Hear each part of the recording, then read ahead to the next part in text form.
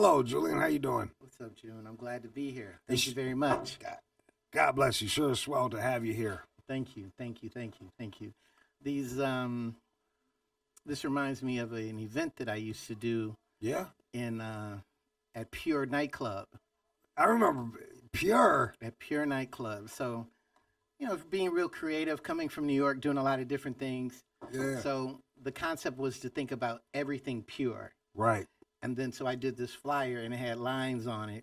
And I kind of got some pushback from people because it was just like, yo, Pure Nightclub Pure was the motor lounge was like the where all the techno people went. It was like the mecca for that. But Pure was like that next level up, super clean. Yeah. How long ago? My ex used to dance there, bro. Oh. Yes. Yeah. She got roofied by a Chaldean fella. I could believe that. Yeah, I mean, there was so much stuff going on in there that it could have been roofied by another lady. It could be anybody. It could have been. Going from there. Probably was another lady. It wasn't a Chaldean fella. It was going in there. Yo, like that. The worst part about it is I quit the drugs, man. Yeah. And then they come and get these. They come and get those. Hey, like, guys, really? I mean, I'm drug free now. Hey, life is. You got anything? Life is all. Nah, I Are ain't you got holding? anything. I'm not holding. Are you holding? I'm not holding. I'm not even on them anyway. Yeah. Nah, but but it's all around us. I mean, it is what it is. People do what they do, and in this time and age when people are feeling a certain way, I believe it's important for them to do whatever it is they need to do, as long as you're not being destructive towards others and destructive towards yourself. But finding that peace and balance of life and the confusion that we're dealing in. Yeah. Going from there. I mean, you're kind of like, it's like libertarian type of stuff. We're like, hey, Hakuna Matata.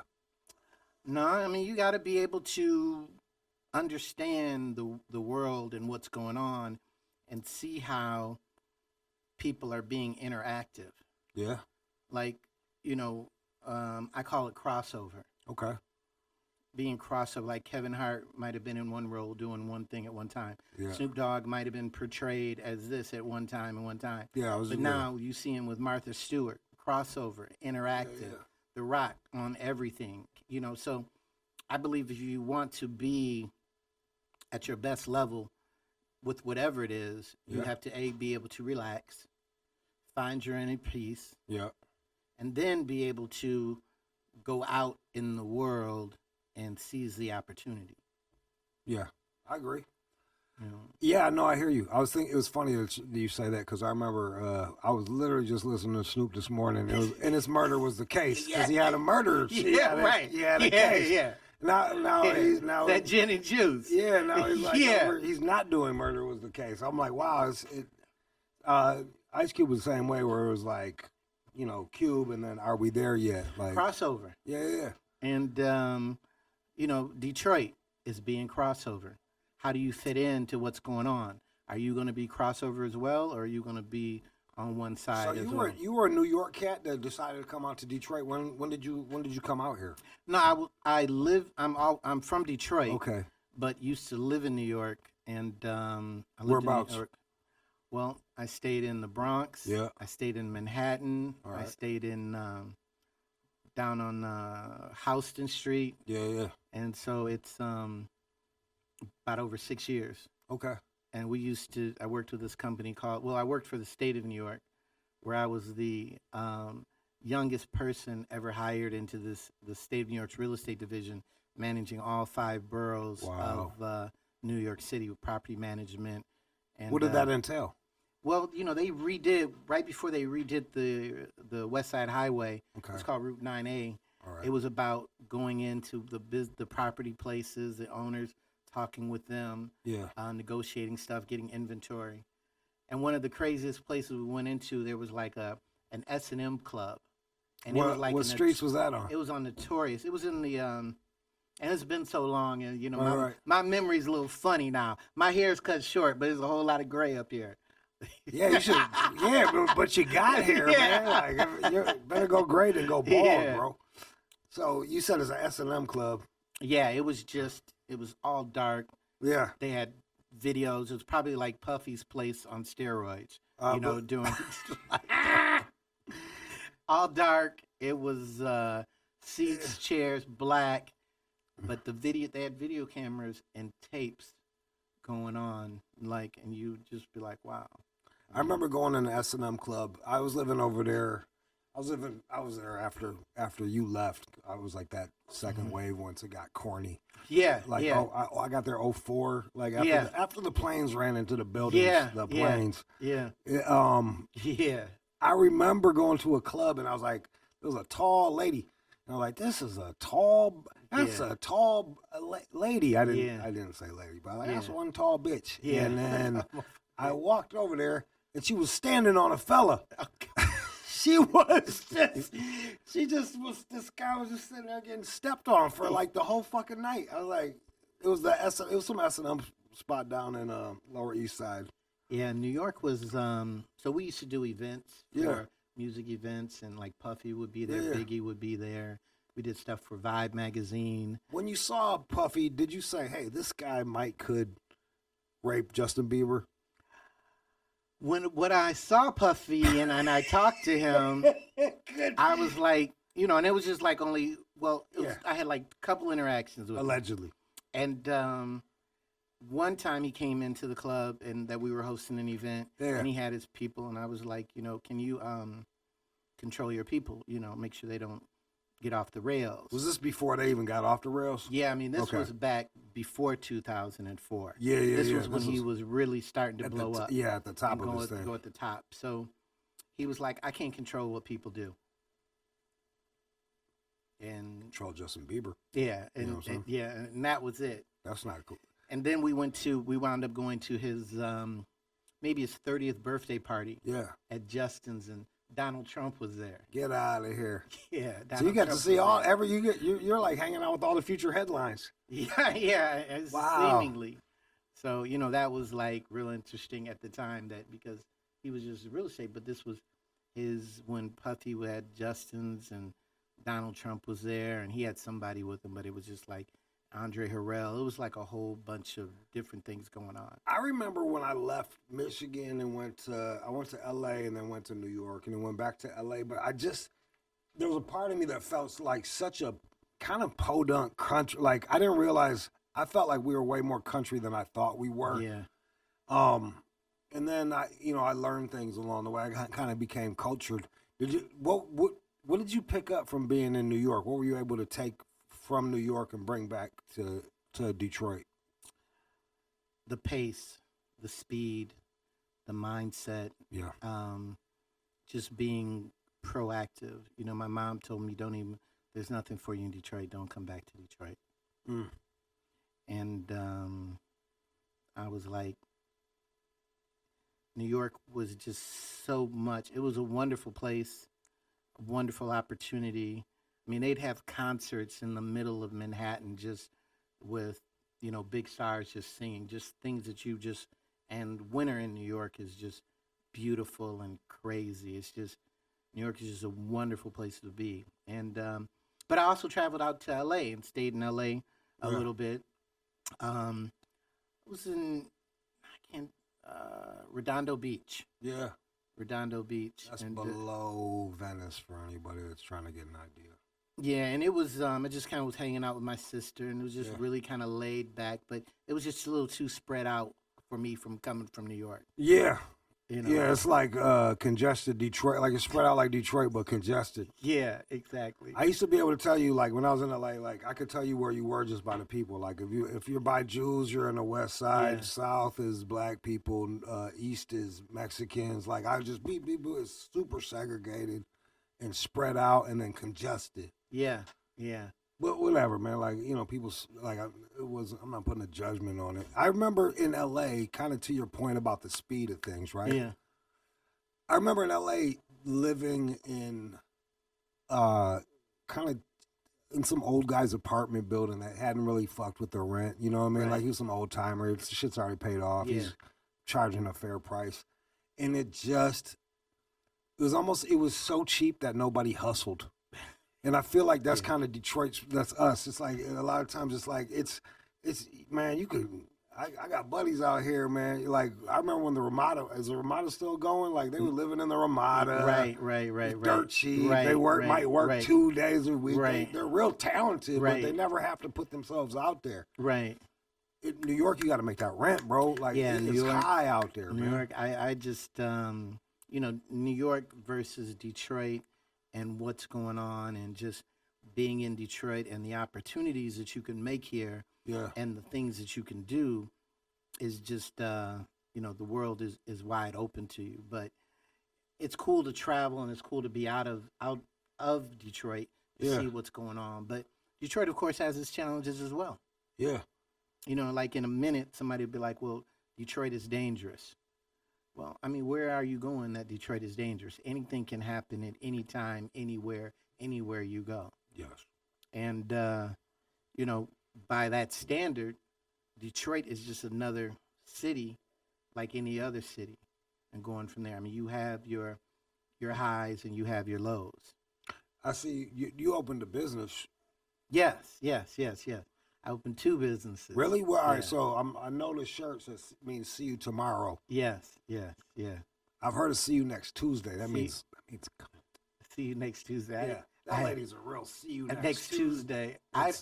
I was close to that name, but it had been used too much. So. Yeah. I like see you tomorrow. I think that's more of a universal name. So see you tomorrow came up with our son when he went away to college, and so while where do you go to school? He went to school to Bluefield and Carson Newman, and Bluefield is in Virginia, Carson Newman is in Tennessee. All right. And, he was into sports. And, it was challenging to be an athlete for kids and this and that. And, if I had known more, know what I know now, I would be a little bit less like, I'd say you could do whatever you want to do. You were pushing him to be an athlete? No, he had the talent. Yeah. But sometimes having the talent isn't enough. I mean, that could be athletes, art, everybody. Like some of my most talented people ain't doing shit, man. Like it's beyond like talent isn't enough at all. You're right. And when we were in New York, we would do these. We had artists that would perform. Yeah. We had this one guy that sounded just like Michael Jackson. And we had a lady that could sing and play the acoustic guitar. Yeah. And we would do listening parties for different record companies. And even then, the only person that went off to do something was Blue Cantrell, who used to stay with me in my apartment in New York and who wound up going out to L.A. and singing She was on that. Was she on that Rock M? Did she do something on Rock M? I'm not sure who she did it with him, but she's got... Oops, there goes my son. Yeah, Bump It Up Style or Hit 'Em Up Style. Yeah. Hit 'Em Up Style. So Tiff, she used to like live with me or stay with me for a minute, but she was the only one. But entertainment is just,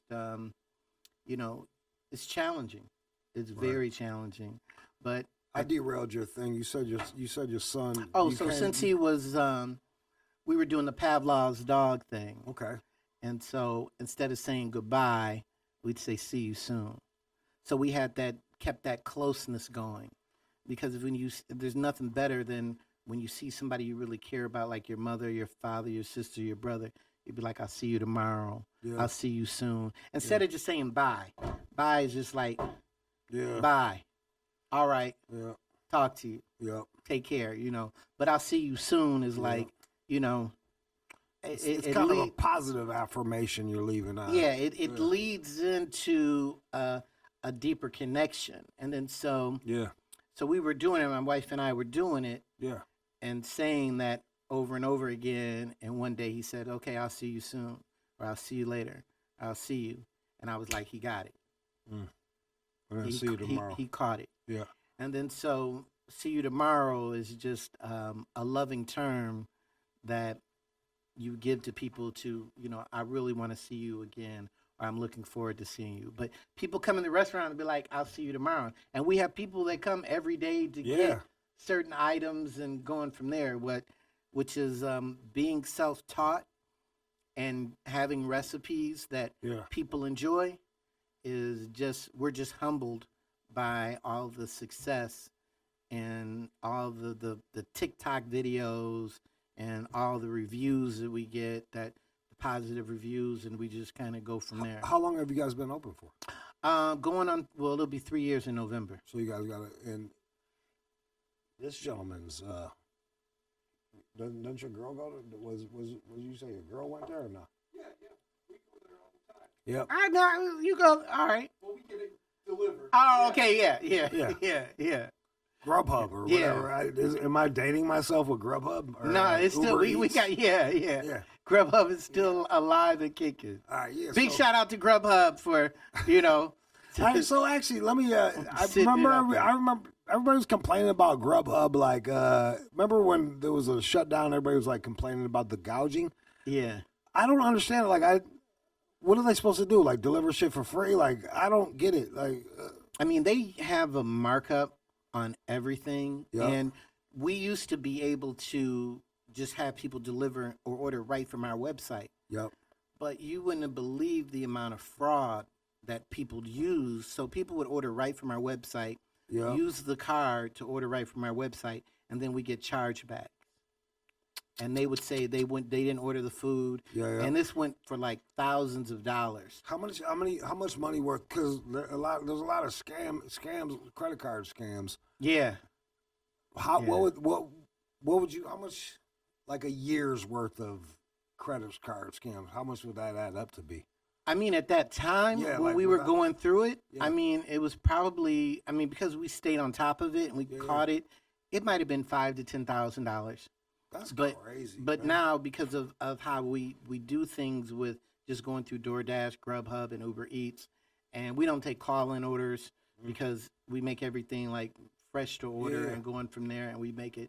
And we've tried to do that, but being new, watching everything that you do is important. Yeah. And you can't have no waste at the end of the day because that's your money. Because the margins are pretty low, right? For restaurants, am I right? Or? Well, it's after COVID happened, COVID just sent the world into if you want me, you're gonna have to pay me.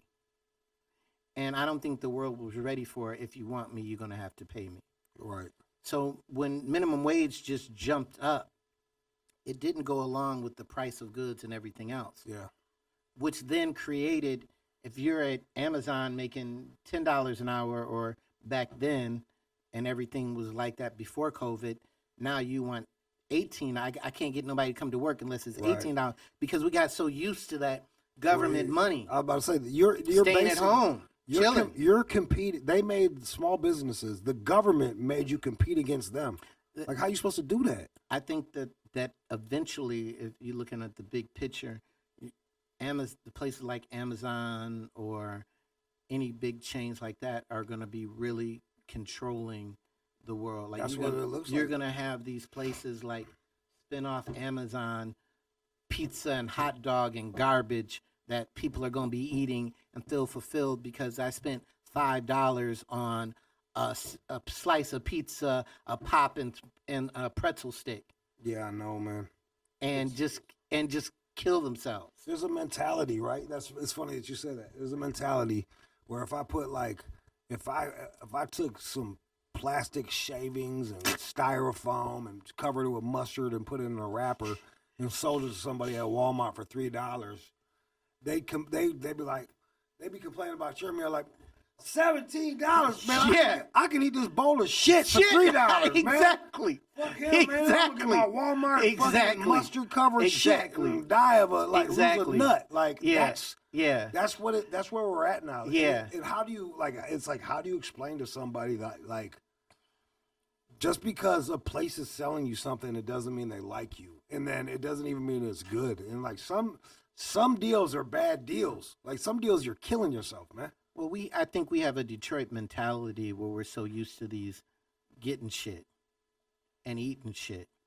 Yeah. Especially in these neighborhoods that are confined to these Coney Islands. Chili cheese. And these gas stations and using these EBTs to get garbage. Yeah.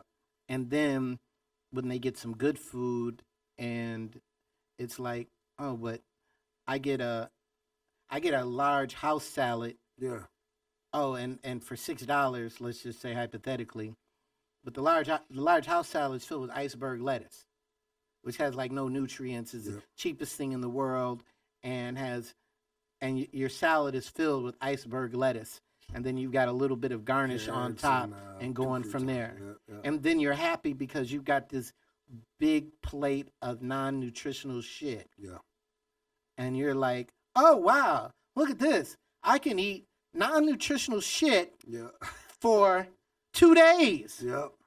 Yeah. And not understanding about that. And that's the difference of once you cross 8 Mile about what's around in Oakland County or any other county outside of Wayne County. I mean, there's certain areas in Wayne County where people do have opportunities to get certain things. But you go downtown, it's all fancy. But you go in the neighborhoods, it's just not like that. It's just not fancy. You're not going to get good restaurants like that. I mean, you're going to get what they're used to getting. And they're going to get what they're used to eating. And they're going to get what the garbage that they're used to consuming. And that's the problem with the Detroit mindset of not being more progressive on what's going on, what's happening, and being a part of the solution and not the problem. I remember a cat I knew tried to open a vegan spot on 7 Mile like 20-something years ago. Yeah. Didn't go that well. Yeah. You know what I mean? It's like, it's not from a lack of trying. No, it's just like the market doesn't fuck with it. They're like, I don't want that weird shit. Yeah. And it's like, what am I doing? But when I was in New York, I was raw. Yep. You know, and I tried to come back to eat raw. Good luck. And you couldn't do it because there was Om Cafe that you could go to. And then I researched people and talked to it. And they were like, because we're in the Midwest, you can't be completely raw anyway. You need to have some protein and things like that because of how the climate is. I used to work at home. Oh, you know? Okay. Yeah, I was a cook there, man. Okay, yeah. Om Cafe. Yeah, man. Yeah, those the rolls and the rolls. That shit was good. Yeah. We know, we go to all somewhere stomping grounds there. Yeah. So I mean, Om Cafe was there doing it. I mean, but who else? But of course, where were they? They were in Ferndale. They were across 8 Mile. You know what the crazy shit though, man? Like me and the missus, we went into the farm country to go buy some beef. Yeah. Cause I like, beef that where the farmer sees the cow tastes way different. You know what I mean? Of course. So we get our beef from there, bro. Even out there, man, out in the country, Cisco. It's everything is like they're growing the food. Yep. And then they eat fucking Cisco, man. Yeah. It's like heartbreaking because it's both places. Yeah. Both places. Like you're going in the city, it's shit. Yeah. You go out into the country where you think you'd get a decent thing. Yeah. And it's all processed still. Yeah. I mean, it's with things are bound to change even more. Yeah. With these, I was listening to a farmer talk about the challenges they were having with immigrations and having people who really kind of are the underbelly to the American society. Yeah. Getting food to us, being supportive of us, and are now being run out of the country. So sooner or later, you're going to just see a domino effect of things continue to deteriorate or the produce that you get is going to be a little different. And I already get old produce. I get the ugly. I go to the Chaldean spot and get the ugly produce that gets thrown out. Hey, you chop it up, it cooks all the same. It cooks all the same. It's ugly, but it tastes good. It does. It does. And you go from there. So you're like you said, you make stuff as it comes, and like you're like you make it to order. Yeah. How big is your menu? Well, our menu is a brunch menu, and if you go to a place for brunch, they're not going to have everything for you, and that's part of the problem. I think it's smart. That's part of the problem with Detroit. We go to we're so used to going to Coney Islands. We're grown up on Coney Islands. Yep. We got a 1,000-page menu of bullshit. Yeah. Of that frozen patties, just processed shit. Yep. that we're just eating and that we're so used to eating and that we're okay to giving our money away and just going and saying, "Oh, thank you for this shit." How hard? So it sounds like you had a bit of like push pull with. Do you have to educate the consumer or the customer about like the menu, or are they pretty? Or how like what pitfalls are you running? What like bumps are you running into, and how are you getting over those? Well, starting any new business is about the mindset of the traffic pattern of the consumer. Yep. So that person is going to go, they're used to going. You order your pizza from the same place, you get your hamburgers from the same place, you get your groceries from the same place. Now, how do you incorporate a new place into that? Right. It just takes time and it takes stamina to be able to withstand the time. Then eventually you get to a point where you're then ingrained in how somebody is able to translate into stopping in your place and coming. And we've got this one guy. Yeah. He comes in there and we have this crab and salmon smoked salmon croquet burger That sounds good. that we made. It's and I came up with this sandwich because crab is such an expensive meat in Detroit, but we mixed it with salmon at the house, and I came up with this crab and salmon croquet burger. So you kind of stretched it, but it ended up tasting good, right? Yeah, I stretched it because I think that's what a lot of African American homes do. They stretch, they try to figure things out differently to make it work. So we had this idea that, you go somewhere and you have a crab cake across 8 Mile. Right.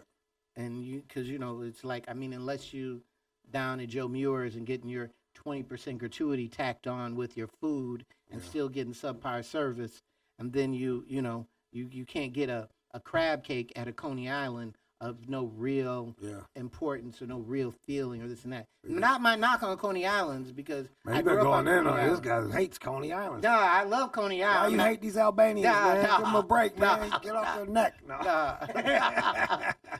But I get it because it's the plight of what the Detroit community is dealing with, and it's the plight of getting them to understand about how to eat differently, just like the vegan spot. And it's not for it's for the betterment of their health. What did you grow up eating?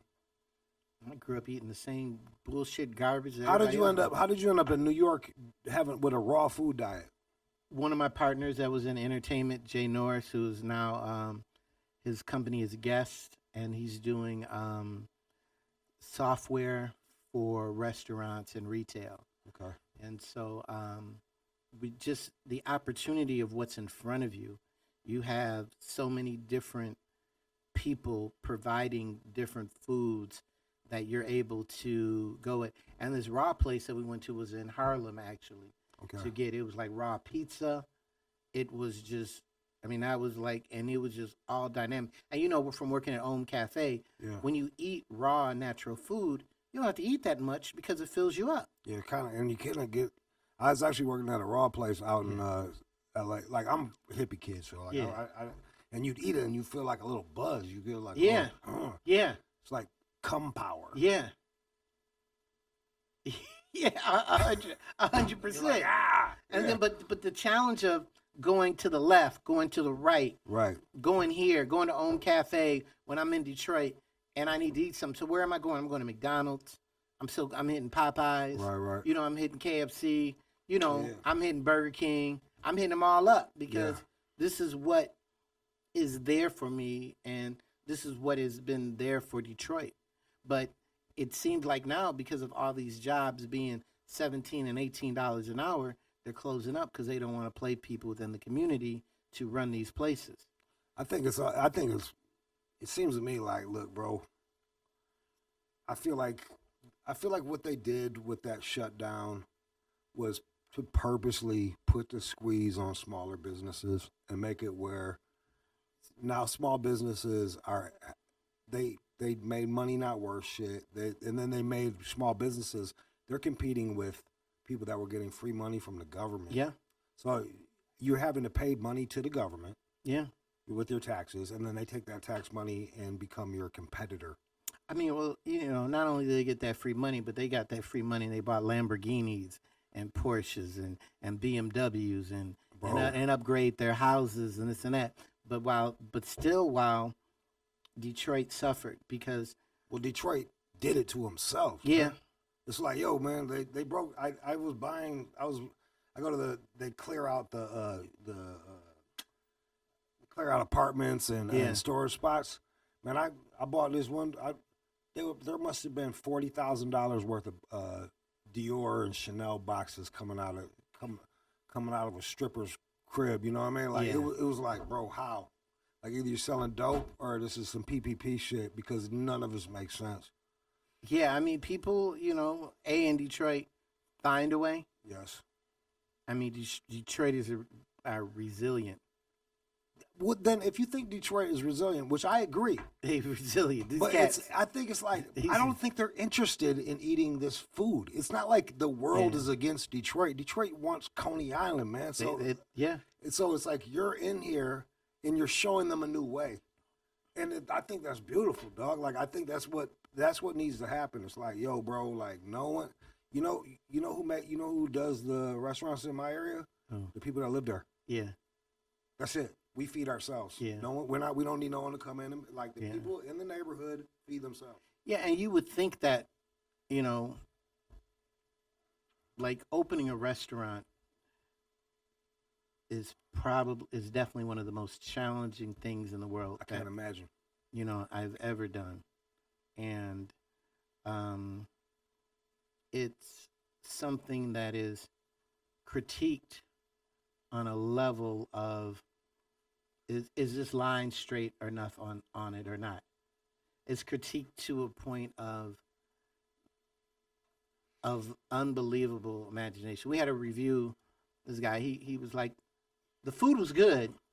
Now we remodeled a gas station, a hole in the wall, a place that had been abandoned for. What area is your spot at? I don't even know. Oh, we're on Woodward in the North End. Okay. 7760 Woodward Avenue. All right. And we are. The North End used to be a very rough neighborhood. I don't know. I haven't been there in quite some time because.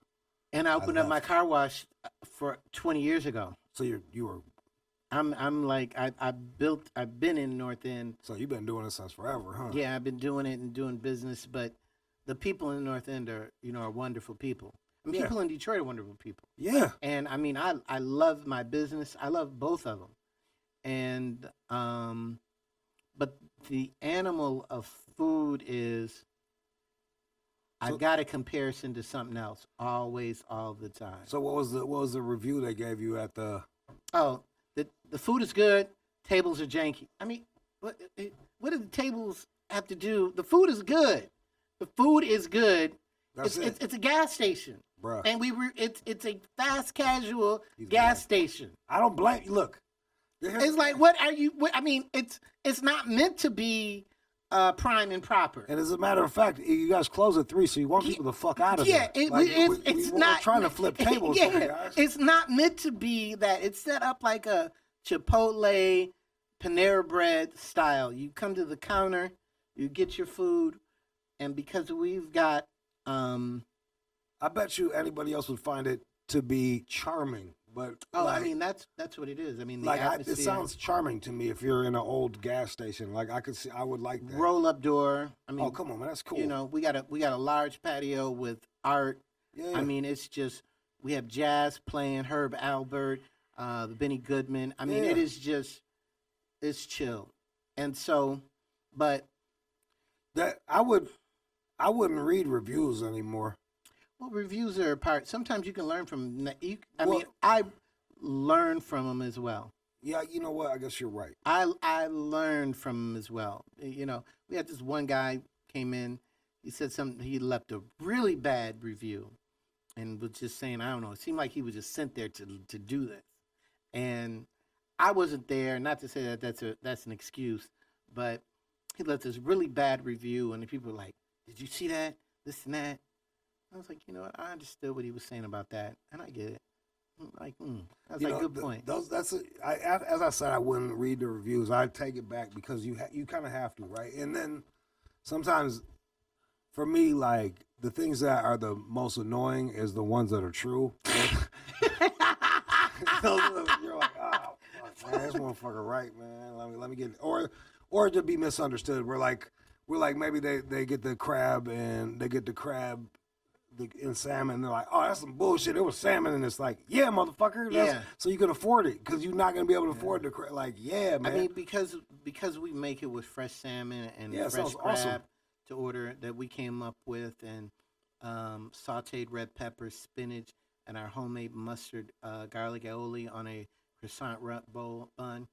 I mean, it's just. It sounds very nice. This guy comes in there every day to get this sandwich. What did you? I heard the chicken and waffles are very nice. I mean, one thing of difference too is that Detroit fried chicken. You buy, we fry. Yeah, the fish. Captain J's, this and that, all that stuff and that. We roast our chicken, which is only what places do in the suburbs, because this machine alone costs like $30,000. What's roasting? Is it the one that goes like this? No, that's roasting. But okay, roasted chicken is like pressure. It's I it's bet pressure you it's fried. juicy. So it's juicier. It's not greasy, and we season it, and we make our homemade waffles. Well, I think I seen that where you clamp the thing and it goes. Yes, that's clamp neat. The thing, you put it down, and it comes out to perfection every time because you just hit a button. Smart. Hit a button. Hit a button, and the shit comes out. And if anybody's gonna invest in a broaster, it should be a Detroit person. It would, but. And you did. Detroiters are used to what they used to, and Detroiters are gonna be used to what they used to. Bro, I remember. I mean, I don't know. It is ingrained in Detroit about what Detroiters are used to doing. They was calling. I remember seeing all these. They was calling this dude gay just for drinking iced coffee. They're like, man, you gay as hell for that, man. What is that, man? What is that gay ass shit? It was like, it's just coffee with ice in it. I was like, good luck, man. All right, I left it alone. Which is popular, but that's it is. Don't be the first one with iced coffee because you're half a fag. I mean, it's like being in New York. I mean, and going to LA, you're gonna run into every different type, every person, walk of life. Well, Detroit is it was 85% black back in the day. I don't know what it is now. So now compare that to New York. You got Puerto Ricans, you got Italians, you got black, you got Chinese, you got everybody having to rub up against each other, and you just by residual you get a little something. Yeah, Detroit doesn't have that. You got Arabs selling shawarma. And chicken shawarma became our Coney dog over the last 20 years. But what else? What else can we point to? I mean, and I had a discussion with somebody about that, and then they were like, the Chaldeans see one Chaldean doing something, then they copy it, and then they do it. Yep. It's not unity in their, seemingly. No. In their culture as well, seemingly. It's like, I don't know. Shit. It's just like, I see you doing it. I still got that PPP money. I'm gonna do it too. And I'm gonna open it up, and you know what? I'm gonna serve smoothies. Yeah. Or I'm gonna serve Frosties or whatever it is. I'm out in the suburbs, right? Like they got the spot. Well, I'm north too. The spot by me, they have the gas station because Caldo's on the gas station. Yeah. They got a fucking bowling alley in that bitch, bro. Soft serve, gelato. Yeah. They tore it down. Like it was crazy. Yeah. But it's like one up and like, oh, you did that? Well, I'm about to do this. I mean, I don't know how that weed money. It's. I wish that people in Detroit in our schools that we had better education, and I wish that because it's so far down that where it needs to start that we would be more educated and learned about what really needs to happen in Detroit I think you doing it. I think you doing it is it. You know what I mean? Like I think you doing it and people like studying you like, oh, this is how I don't. Because what people will see is results. Like it's the books is like, oh, if I do this, that, and the third, it's all ideas. But with you, it's like, yo, man, his chicken slaps. He's driving a nice car home. He's got this thing over here. He's got that thing over there. Like that's the. I think that's what's gonna. I think that's when you gonna wait for Detroit to fucking teach motherfuckers how to do this shit. I mean, it's like you, June, and what you do. It's like you brave enough.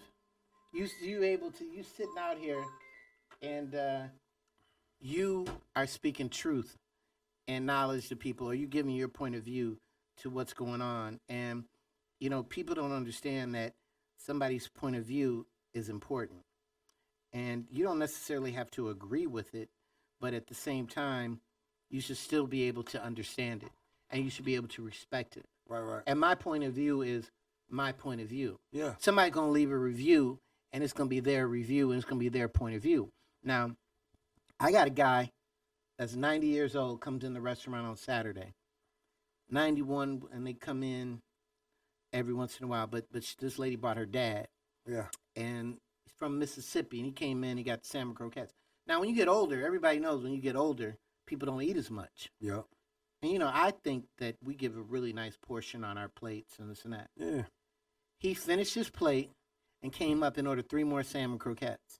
Wow. And this was somebody from Mississippi eating our recipe that I created from a self-taught person. You know what the word for self-taught is? What's that? Autodidact. Autodidact. I didn't know that, but yes, it's autodidact. I learned that. Autodidact. You're autodidact. That might be too complicated for my lips. I might be. Bro, somebody was like, the way autodidact. Hold on, I got too many gray hairs. I got. Okay, stop. what is that? I remember because I was wrote a book and I was telling people how he was self-taught, and the publisher was like, quit telling people you're an autodidact. I'm like, what the fuck is an autodidact? Yeah. He was like, that's self-taught. I was like, why don't you say that? I mean, now you got a $5 word you can sprinkle on somebody. I mean, I think that, you know, it'll stay in my short-term memory, but as soon as I walk out the place, autodidact will be gone. This is my theory on a lot of this shit. Like, I think the best way to learn how to cook is sit in the kitchen. Yeah. And the best way to learn how to doing things is how you learn. Especially now, it's almost like you go to school. That's where ideas die. Yeah. And so, like, I think it's a blessing. Yeah. It seems to me like it's a blessing that you were able to go in, create recipes, and see if they work or not. Instead of being like, oh, well, in they said to never put onions and garlic together at the same time. Like, that's stupid, man. Either it tastes good or it doesn't. I mean, it's just like your friend who opened up the vegetarian restaurant. I mean, it is something in which, if you feel your passion, you got to follow it. Yeah. You've got to live your life. And, you know, after COVID and after everything else, I think more people are more centered on trying to be more relaxed and not focused on getting to a certain point. You mean they're being losers? No, it's not about being losers. No, I'm it's just about, teasing, bro. You know, no, it's about how can I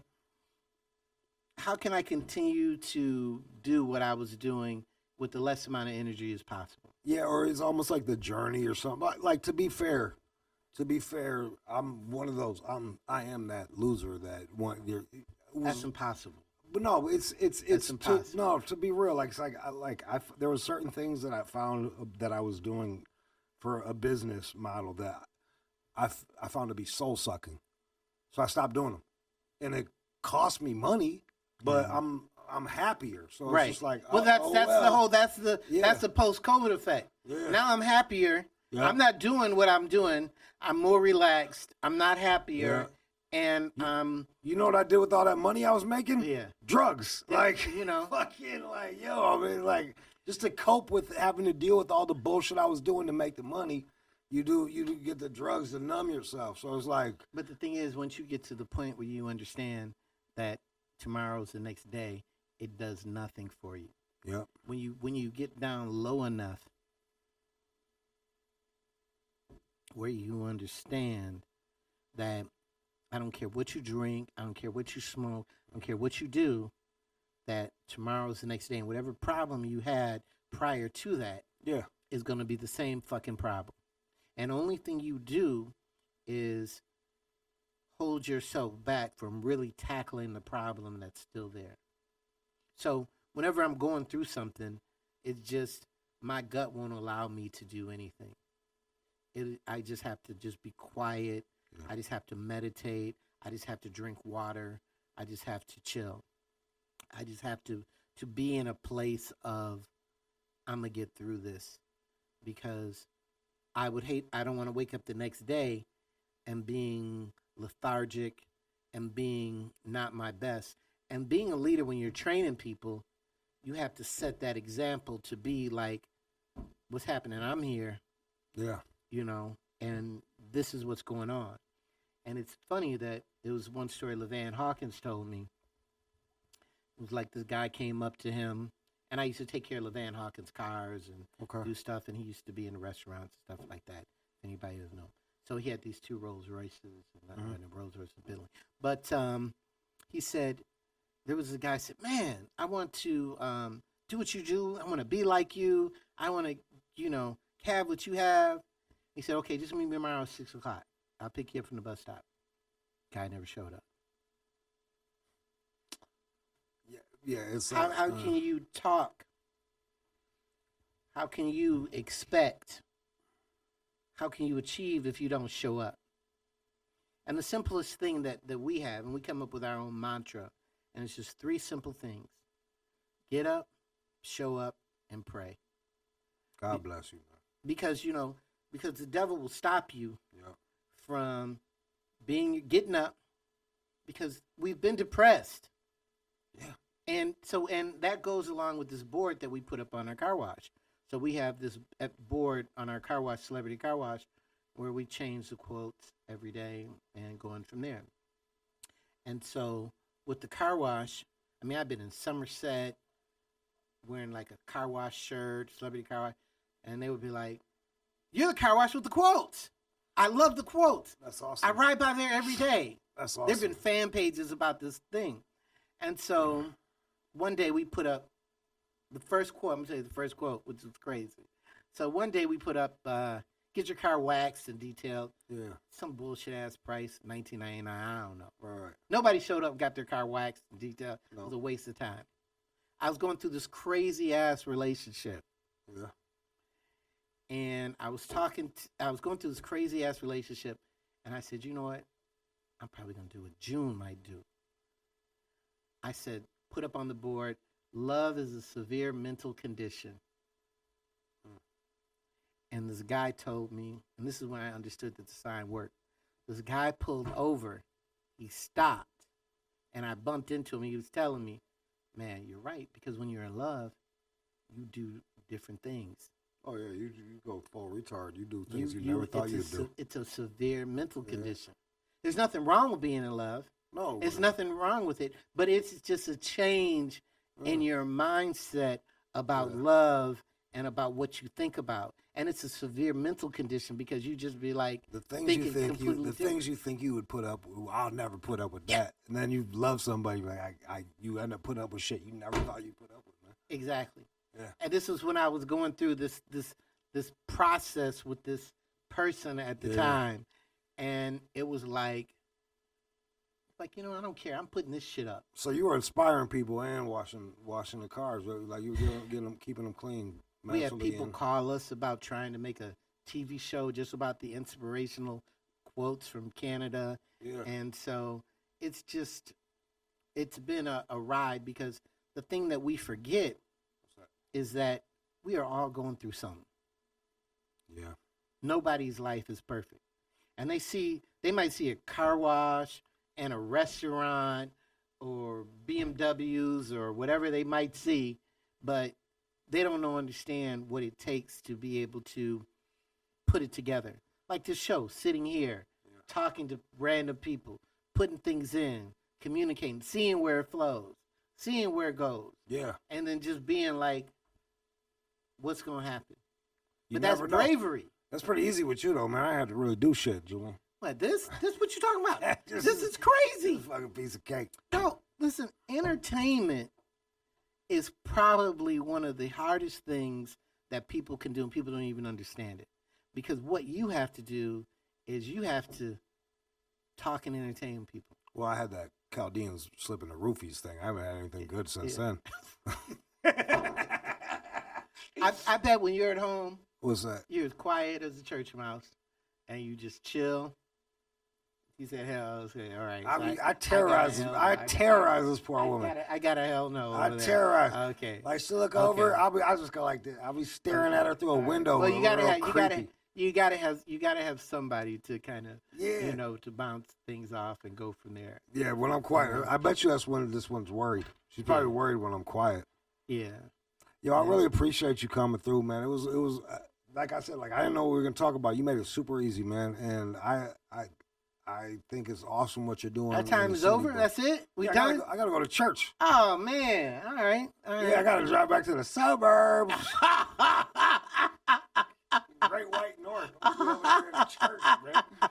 It sure was a pleasure, man. It was a great time. I appreciate you. Yo, and you're like the first car wash owner I know that wasn't like full on drug dealer. So that's awesome. Yeah, we didn't. I don't have the helicopter to drop money around town. I can't do that. Not even washing money, man. That's awesome, bro. But just let me know next time. I'd love to come back anytime. Yo, dude. I'm with it. Because I want to hear about the car wash. After. I want to hear about the car wash. Yeah. All right. Bye, guys. Bye, guys. Peace.